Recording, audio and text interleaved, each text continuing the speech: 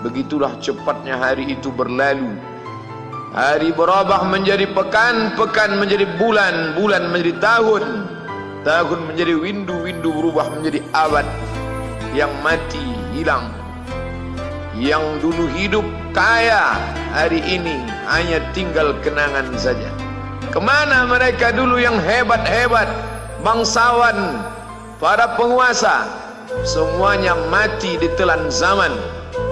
Yang tinggal hanya apakah dia orang paling baik, dicatat dengan tinta emas, atau dia orang paling jahat, dihujat, dicaci dan dimaki. Harimau mati meninggalkan belang, gajah mati meninggalkan gading, manusia mati meninggalkan nama, nama yang baik atau nama yang buruk. Wa tilkal ayyamu nudawiluha bainan nas. Demikianlah hari demi hari kami pergantikan di antara manusia. Untuk apa hari ini dirubah Allah Ta'ala? Mengapa hari ini datang silih berganti dan kita ada di dalam zaman itu? Liya'lamallahu alladhina amanu. Allah ingin menguji siapa yang imannya tetap istiqamah, siapa yang masih tetap beriman sampai hari ini. Khatib mengucapkan alhamdulillah, nikmat yang paling besar adalah nikmat istiqamah dalam iman dan Islam. Berapa banyak ketika hari berubah, yang dulunya dia adalah orang baik-baik, hari ini berubah menjadi tidak baik. Yusbihu mu'minan, pada waktu pagi dia beriman, wa yumsi kafiran, petang hari dia berubah menjadi kafir. Maka kita selalu meminta, ya muqallibal qulub, wahai engkau yang membolak-balikkan hati, tsabbit qulubana, kokohkan hati kami, ala dinik, dalam agamamu, wa ala ta'atik, dalam ketaatan kepadamu. Berapa banyak yang dulu susah melarat, miskin, untuk sesuap nasi pun sulit, tapi begitu dilapangkan Allah rezekinya, tidak menjadi hamba yang bersyukur. Dia lalai, dia sangka itu karena jerih payahnya, dia kufur nikmat Allah Subhanahu wa ta'ala. Tapi siang hari ini alhamdulillah, ada hamba yang disehatkan Allah, dia tetap bersyukur. Ada hamba yang ditingkatkan Allah rezekinya, dia tetap bersyukur. Ada hamba yang dinaikkan Allah kuasanya, dia tetap bersyukur. La in syakartum, kalau kamu syukuri nikmat itu, la azidannakum, pasti akan kutambah. Wala in kafartum, tapi ingat, kalau kamu kufur, kamu ingkar, inna azabi lasyadid, azabku amat sangat hebat, amat sangat dahsyat, amat sangat mengerikan. Berapa banyak orang di masa lalu mati dalam azab Allah Subhanahu wa ta'ala. Tapi itulah manusia, diambil dari kata nasya, lupa. Dia tidak pernah ingat apa yang pernah ditimpakan Allah kepada kaum-kaum sebelumnya. Wa ila samud akhahum salihah, kepada kaum Samud diutus Nabi Saleh. Mana mereka sekarang? Punah, musnah, tidak ada lagi di atas muka bumi Allah. Wa ila Madyana akhahum Syuaiba, kepada kaum Madian diutus Nabi Syuaib. Mana mereka sekarang? Punah, musnah, tidak ada jejaknya di atas muka bumi. Wa ila Adin akhahum Huda, kepada kaum Ad diutus Nabi Hud. Tidak satu pun ada di atas muka bumi. Tapi orang tetap juga angkuh dan sombong. Memang itulah manusia yang berada di atas muka bumi Allah Subhanahu wa ta'ala. Maka orang-orang yang baik tidak pernah berhenti mengajak kepada kebaikan. Umat ini dikatakan baik bukan karena banyak ibadahnya. Umat ini dikatakan baik bukan karena dia pergi bolak-balik ke kota Makkah Al-Mukarramah untuk haji dan umrah. Allah puji umat ini, kuntum khaira ummah, kalian umat terbaik. Kapan? Bila umat ini disebut umat terbaik? Ta'muruna bil ma'ruf, ketika engkau sanggup mengingatkan saudaramu dalam kebaikan.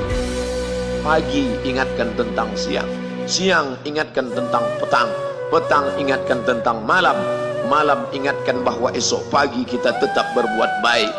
Wa tanhauna 'anil munkar, larang mereka dari perbuatan mungkar. Maka hari-hari yang sudah kita lewati di masa yang lalu, sanggupkah akan pulang kembali? Pepatah Arab mengatakan lan tarji'al ayyamul lati madat, yang lalu tak dapat terulang kembali. Apakah semua itu berlalu begitu saja?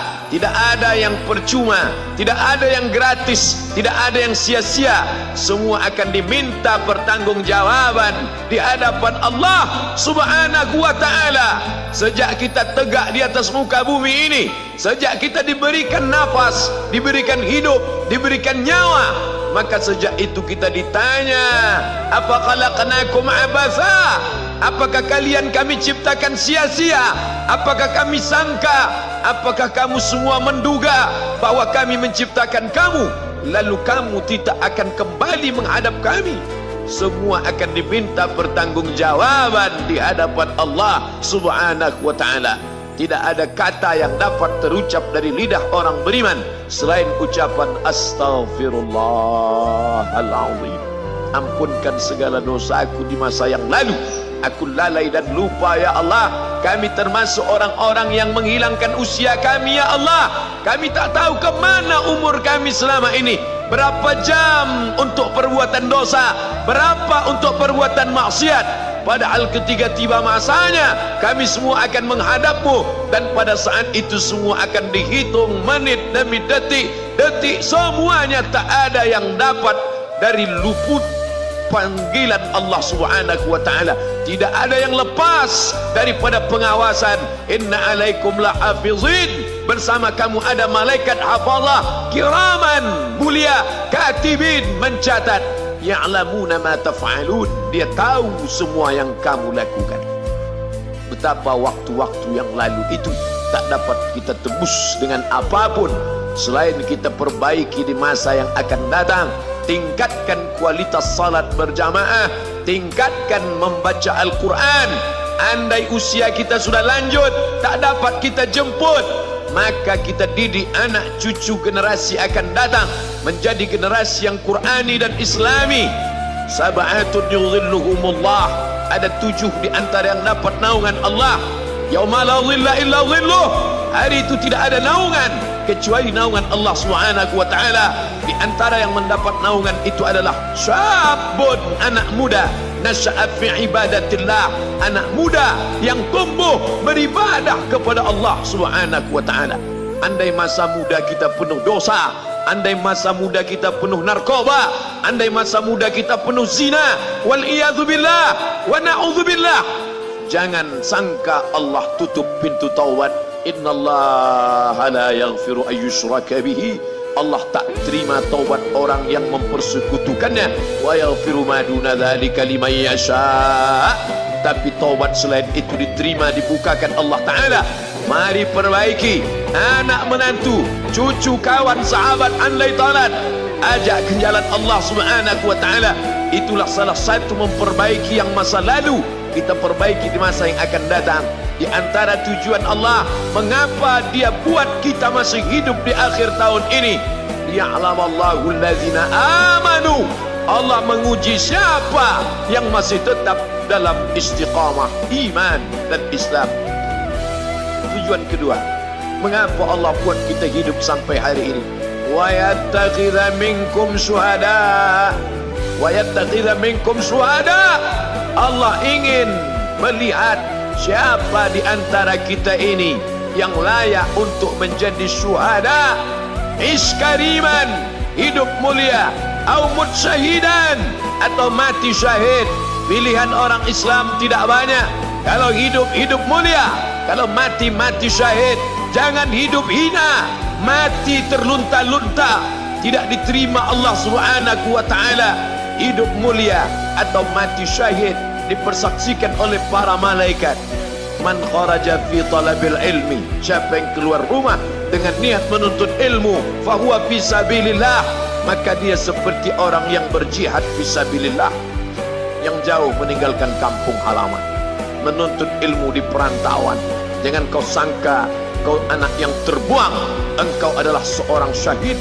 Andai mati dalam perjalanan, maka matimu adalah seorang yang mati syahid. Mencari rezeki yang halal, meninggalkan anak dan istri, demi untuk memberikan nafkah, menjaga diri dari riba, menjaga diri dari haram, menjaga diri dari syubhat. Ditinggalkan anak yang masih kecil, istri yang memerlukan kasih sayang. Kutinggalkan kalian bukan karena hawa nafsu, tapi ingin mencari yang halal. Tetesan air mata, penuh keringat dan kerinduan, munajat di tengah malam, dibayar Allah Ta'ala dengan tetesan darah seorang syahid. Man mata duna malihi, siapa yang mati membela kehormatan hartanya, fahuwa syahid, maka dia mati syahid. Betapa seorang yang susah melarat hanya untuk menjaga diri dari yang haram dan syubhat, Allah muliakan dia. Inna akramakum indallah, yang paling mulia di antara kamu di sisi Allah, atqakum, yang paling takut kepada Allah. Ramai kita di rumah Allah ini, yang paling kaya kah yang paling mulia? Tidak. Yang paling ganteng dan paling hebat kuasanya kah yang paling mulia? Bukan.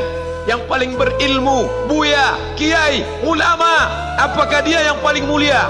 Tidak ada jaminan.